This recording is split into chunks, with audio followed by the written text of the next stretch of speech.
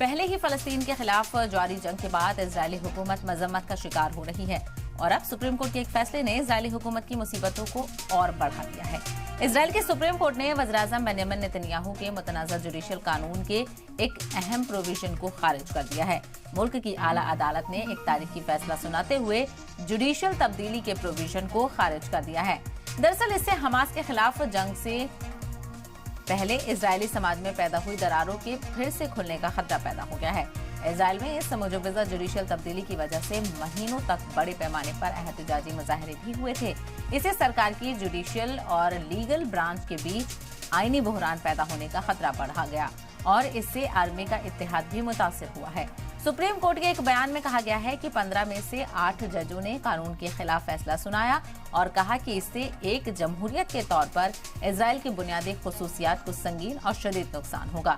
ये bill judiciary को कमजोर करने की कोशिशों का पहला प्रोविजन, जो कि पिछले साल इजरायल की पार्लियामेंट नेसेट की तरफ से पेश किया गया था। इसने सुप्रीम कोर्ट को सरकारी फैसलों को बेतुका मुकर्रर करने के हक से महरूम कर दिया था। तो आपको बताते चले, इस जुडिशल तब्दीली को लेकर एहतजाज भी देखने को मिला था और जो लोग इसकी मुखालफत कर रहे थे उनकी तरफ से इसको क्रिटिसाइज किया गया था और ये कहा गया था कि ये इजरायल की जमहूरियत के लिए एक सही मसौदा नहीं है, जिसको बेंजामिन नेतन्याहू की सरकार ने पिछले साल ही जुलाई में ये पार्लियामेंट से पास कराया गया था। और कहीं ना कहीं इसको इस तरह से भी देखा जा रहा था कि जो बेंजामिन नेतन्याहू पर करप्शन के चार्जेस लगे हुए हैं, जिनको वो नकारते हैं, उनमें कहीं ना कहीं इस जुडिशल तब्दीली से उनको आसानी मिलती, वो उन चार्जेस को खत्म आसानी से करा सकते थे और उसके बाद उन्हें आने वाले जो इंतखाब होने वाले हैं उसमें एक नए सिरे से अपने आप को प्रेजेंट करने का मौका मिलता। तो यहाँ पर अब इसको लेकर एक अलग ही बहस चल गई है, क्योंकि आपको ये भी बताते चलें इजरायल और हमास के बीच जंग लगातार जारी है और गाजा में शदीद नुकसान यहाँ पर देखने को मिल रहा है। और हमास के अलावा कई और महाज हैं जहाँ पर इजरायल को मुकाबला करना पड़ रहा है। लगातार बमबारी हो रही है और हमले यहाँ पर हो रहे हैं। जो इजरायल की मईशत है वो भी बुरी तरह से चरमरा गई है, जिसकी वजह से इजरायल ने ये भी फैसला किया है कि वो अब अपने जो फौजी ऑफिशियल्स हैं उनको धीरे धीरे कम करेगा और मजबूत तरीके से और तैयारी के साथ और यहाँ पर स्मार्ट मैनेजमेंट के तहत इस जंग को आगे बढ़ाने की कवायद देखने को मिलेगी। लेकिन दूसरी तरफ कहा जा रहा है कि जो इंटरनल क्राइसिस इजरायल को देखने के लिए मिल रहे हैं, जो इजरायल में इंटरनल क्राइसिस देखे जा रहे हैं, उसकी वजह से ये कदम उठाया जा रहा है। तो दूसरी तरफ आज इसमें बड़ा झटका यहाँ पर बेंजामिन नेतन्याहू की सरकार को ये लग गया है, क्योंकि सुप्रीम कोर्ट ने जो जुडिशियल प्रोविजन थे उसको खारिज कर दिया है। तो पहले ही फलस्तीन के खिलाफ जारी जंग के बाद इजरायली हुकूमत मजम्मत का शिकार हो रही है और अब सुप्रीम कोर्ट के एक फैसले ने इजरायली हुकूमत की यानी बेंजामिन नेतन्याहू की हुकूमत की मुसीबतों को और बढ़ा दिया है। हालांकि इसको लेकर बेंजामिन नेतन्याहू का रिएक्शन भी सामने आया है। वो कह रहे हैं कि ये जंग के दरमियान, यानी जो जंग चल रही है बड़े पैमाने पर, उसके दरमियान सुप्रीम कोर्ट का ये फैसला सही नहीं है। इससे नेगेटिव इम्पैक्ट पड़ेगा, जो कि पहले से ही देखने को मिल रहा है इजरायल में कई मामलों को लेकर। यहाँ तक कि जंग में जो इजरायल का और बेंजामिन नेतन्याहू का रवैया है उसको लेकर भी क्रिटिसिज्म देखने को मिल रहा है। यहाँ तक कि प्रोटेस्ट किया जा रहा है कि जो हॉस्टेजेस हैं उनको छुड़ाया जाए और इस जंग का खात्मा किया जाए, सीज फायर यहाँ पर हो, क्योंकि लगातार मासूम लोगों की जान इस जंग की वजह से जा रही है। लेकिन बेंजामिन नेतन्याहू पर इसका खासा असर पड़ता हुआ नजर नहीं आ रहा है और लगातार हमलों में शिद्दत देखने को मिल रही है और ये भी कहा जा रहा है कि ये जंग तवील चलने वाली है और इसी को लेकर तैयारियां भी की जा रही हैं। तो दूसरी तरफ सुप्रीम कोर्ट के फैसले ने इजरायल सरकार की मुसीबत और बढ़ा दी है। दूसरी तरफ जो लोग इसकी मुखालफत कर रहे थे उन्होंने इत्मीनान का इजहार किया है और उन्होंने ये भी कहा है कि जमहूरियत की जीत यहाँ पर हुई है। इजरायल के सुप्रीम कोर्ट ने वज़ीर-ए-आज़म बेंजामिन नेतन्याहू के मुतनाज़ा जुडिशल कानून के एक अहम प्रोविजन को खारिज कर दिया है। दरअसल मुल्क की आला अदालत ने एक तारीखी फैसला सुनाते हुए जुडिशल तब्दीली के प्रोविजन को खारिज कर दिया। इससे हमास के खिलाफ जंग से पहले इजरायली समाज में पैदा हुई दरारों के फिर से खुलने का खतरा पैदा हो गया है। तो वहीं इजरायल में इस मुजवज़ा जुडिशल तब्दीली की वजह से महीनों तक बड़े पैमाने पर एहतजाजी मुजाहरे भी देखने को मिले थे और ये कोई मामला नया नहीं है, काफ़ी पहले से इसको लेकर जद्दोजहद देखने को मिल रही थी। लेकिन यहाँ पर अब जो राइट विंग का फैसला था इस जुडिशल तब्दीली को लेकर, उसको सुप्रीम कोर्ट ने झटका दे दिया है इजरायल की और उस तजवीज़ को खारिज कर दिया है, प्रोविजन को ही खारिज कर दिया है। इससे सरकार की जुडिशियल और लीगल ब्रांच के बीच आईनी बहरान पैदा होने का खतरा पड़ गया और इससे आर्मी का इत्तेहाद भी मुतासिर हुआ है। ये भी बताते चले, सुप्रीम कोर्ट के एक बयान में कहा गया है कि 15 में से 8 जजों ने कानून के खिलाफ फैसला सुनाया और इससे एक जमहूरियत के तौर पर इजराइल की बुनियादी खुसूसियत को संगीन और शदीद नुकसान होगा। ये बिल जुडिशरी को कमजोर करने की कोशिश का पहला प्रोविजन जो पिछले साल इजराइल की पार्लियामेंट नेसेट की तरफ से पेश किया गया था। इसने सुप्रीम कोर्ट को सरकारी फैसले को बेतुके के मुकर्रर करने के हक से महरूम कर दिया था। तो कहीं ना कहीं ऐसा प्रोविजन की मुखालफत और इस बिल की मुखालफत यहाँ पर हो रही थी, लेकिन पार्लियामेंट से बेंजामिन नेतन्याहू की सरकार ने इसको पास कराया था। अब इसको लेकर जो मामला है वो सुप्रीम कोर्ट पहुंचा और सुप्रीम कोर्ट ने इस प्रोविजन को खारिज कर दिया है और जिसके बाद एक अलग ही हलचल और सियासत इजराइल में देखने को मिल रही है। और बेंजामिन नेतन्याहू का रिएक्शन भी इसको लेकर सामने आया है कि सुप्रीम कोर्ट ने ये था, इससे नेगेटिव इम्पैक्ट यहाँ पर देखने को मिलेगा। लेकिन दूसरी तरफ कहीं ना कहीं क्या इस बिल की वजह से बेंजामिन नेतन्याहू की जो आगे का विजन है, जो आने वाले दिनों में इलेक्शन को लेकर उनकी तैयारी होती है, उस पर कितना असर पड़ेगा, इसको भी जानने की कोशिश करेंगे। इसी को लेकर चर्चा भी करेंगे। लेकिन आपको बताते चले, इसको लेकर काफी पेशरफ्त भी देखने को मिली थी, काफी प्रोटेस्ट भी देखने को मिला था। आइए इसी को लेकर चर्चा करते हैं। कुछ खास मेहमान एक्सपर्ट्स हमारे साथ जुड़ गए हैं, उनका तारुफ आपसे करा देते हैं। मेजर जनरल डॉक्टर जेके बंसल साहब हमारे साथ जुड़ गए हैं, स्ट्रेटेजिक एक्सपर्ट हैं। ग्रुप कैप्टन परमजीत सिंह आलूवालिया भी हमारे साथ जुड़ गए हैं, डिफेंस एक्सपर्ट हैं। प्रोफेसर आसिफ रमीज दाऊदी जी जुड़ गए हैं, मिडिल ईस्ट एक्सपर्ट हैं। और इसके अलावा NP Singh ji international affair expert. आप सभी का बहुत इस्तकबाल। सबसे पहले शुरुआत जेके बंसल साहब आपसे ही कर लेते हैं।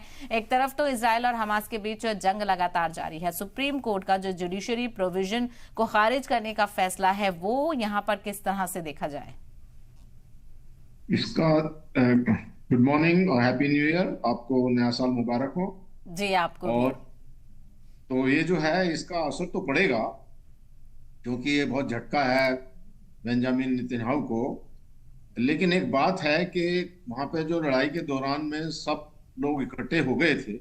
एक हैं मिस्टर बेनी गांज जो मिनिस्टर हैं इजराइल में, अभी जो वार कैबिनेट के मिनिस्टर हैं, तो उन्होंने भी इसका अपोजिट किया था। लेकिन अब वो मिनिस्टर हैं तो उन्होंने कहा है कि ठीक है, ये जो फैसला आया है हम इसका स्वागत करते हैं, but at the same time जब तक ये वार चल रही है इसके ऊपर ज्यादा कुछ ना कहा जाए। तो इस तरह की चीजों को देखते हुए इजराइल की एक ये खासियत है कि लड़ाई के दौरान में वो एकदम सब लोग इकट्ठे हो गए थे।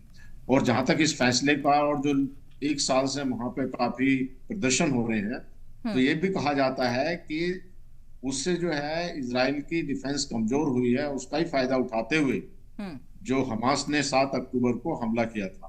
क्योंकि जब आंतरिक कलह होते हैं तो उस समय आपकी जो सिक्योरिटी है, जो आपकी जो खुफिया एजेंसीज हैं, उनका काम प्रतिबाधित हो जाता है। इसलिए वो जो है इसने वो किया, तो इसमें इसका असर भी पड़ा है। और दूसरा इंटरनेशनल भी पड़ा है, कुछ चीजें हुई हैं, जैसे अभी अमेरिका ने भी प्रेशर डाला है और उधर से जो सऊदी अरबिया ने भी अपने प्लेन भेजे हैं वार प्लेन तेल अवीव उसके अंदर में, इजराइल के अंदर में। तो ये भी एक मैसेज गया है। इन सब चीजों को देखते हुए अभी इजराइल ने अपने कुछ ट्रूप्स, करीब 2,20,000 जो ट्रूप्स हैं उनको विड्रॉ किया है। और अमेरिका ने भी उनको ये बोला है कि आप एक मेजर सर्जिकल स्ट्राइक करिए। मेजर्ड मीन्स जो आप सर्जिकल स्ट्राइक टाइप की कीजिए, ये नहीं कि अंधाधुंध बॉम्बिंग करते रहिए जिसमें कि बहुत सारे लोग मारे जा रहे हैं।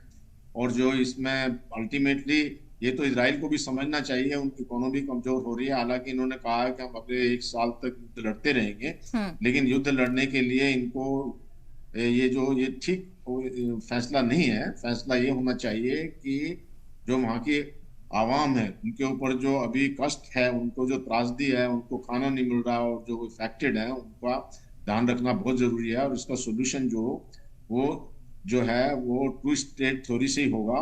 क्योंकि कुछ मिनिस्टर अभी भी जो है इजराइल के ये कहते हैं फिलिस्तीन को कि आप गाजा छोड़ के चले जाइए, जो कि एक पॉसिबल नहीं है और ये मुमकिन नहीं होगा, ना इसको वर्ल्ड कम्युनिटी होने देगी। ठीक है, ये सबका एक एक रिएक्शन ले लेती हूँ, फिर उसके बाद चर्चा को ओपन करती हूँ। प्रोफेसर आसिफ रमीज जी, आपसे भी यहाँ पर जानना चाहेंगे। चूंकि हम देख रहे हैं पहले से ही काफी मुखालफत का सामना यहाँ पर इजरायली और खास करके बेंजामिन नेतन्याहू को यहाँ पर करना पड़ा था, और सुप्रीम कोर्ट की तरफ से जो जुडिशरी प्रोविजन को हटाने का और उसको रद्द करने का फैसला यहाँ पर सामने आया है, क्या इससे बेंजामिन नेतन्याहू कमजोर होंगे? क्योंकि उनकी तरफ से भी कहा जा रहा है कि जंग के दरमियान में ये फैसला सही नहीं है। देखें, सवाल आपका बहुत बढ़िया है, और अगर ये तमाम चीज़ों पे नज़र डाली जाए कि इंटरनेशनल लॉज का, वॉरफेयर के लॉज का नहीं मानना, मासूमों की जानों की कदर नहीं करना, और आप जब डेमोक्रेटिक जो आपका स्टेट का नेचर है उसको बदलने की कोशिश करना, 15 जो जजेस थे उन्होंने पूरी तरह से रूल आउट किया कि ये जो कोर्ट के अधिकार में है कि वो इस पूरे इसको रूल आउट कर दे, मीन स्ट्राइक डाउन कर दे जो कॉन्स्टिट्यूशनल चेंजेस उन्होंने किए, जिसमें से 8 ने तो आप देखें कि ये रूल कहा कि ये नलिफाई कर रहे हैं इसको। इससे ये क्या दर्शाता है? एक तो इंटरनल चीजें हैं जो वहां पे, वहां की जो अपोजिशन है, वहां की जो सबसे बड़ी कहते हैं ना जुडिशियल बॉडी होती है, वो भी ये मान रही है कि वो कहीं ना कहीं नॉन डेमोक्रेटिक तरीके से एक हर जगह अपना वर्चस्व या डोमिनेशन दिखाने की कोशिश। और अंतरराष्ट्रीय मुद्दे पे भी देखें, अंतरराष्ट्रीय इस पे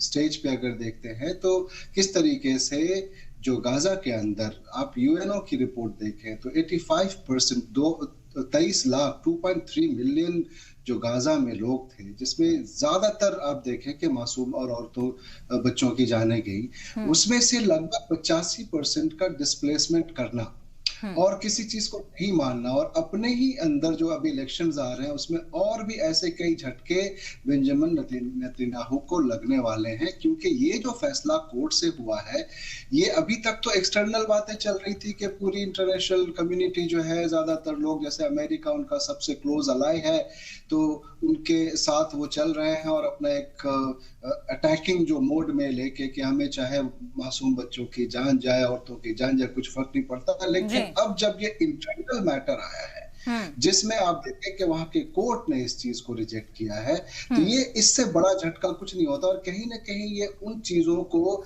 जस्टिफाई करता है या वेरीफाई करता है कि कैसे वो पूरी तरह से ये दिखाना चाहते हैं कि हम किसी भी तरीके से, चाहे इंटरनली चाहे एक्सटर्नली, चाहे डोमेस्टिक मैटर्स पे, चाहे इंटरनेशनल मैटर्स पे, चाहे गाजा को पूरी तरीके से तबाह करने के इंटेंशन से, इन तमाम चीजों में एक ही बात जो कॉमन मुझे नजर आ रही है साहिबा जी, वो ये है, वो अकेले चाहते हैं कि दुनिया जाए भाड़ में, रूल जाए भाड़ में, हमें चेंजेस करने। लेकिन जब ये इस पूरे मिशन में कोर्ट के इस फैसले ने, जिसमें 8 जजेस ने पूरी तरह से नलिफाई कर दिया, ऐसे आप समझ सकते हैं कि कितना बड़ा झटका है, और आने वाले दिनों में इलेक्शन में और बाकी इसमें देखिए और झटके लगेंगे। वक्त रहते उनको थोड़ा रूल बेस्ड बातें और सही जो एक होती है ना रेशनल वाली बातें, उसकी तरफ जाने की कोशिश करनी चाहिए। ठीक है, एनपी सिंह साहब, एक लगातार कई तरह की रिपोर्ट सामने आ रही है, क्योंकि जिस तरह से दौरे इक़्तिदार हम बेंजामिन नेतन्याहू का कह रहे हैं, उनकी मकबूलियत में भी कमी देखने को मिली है, और लगातार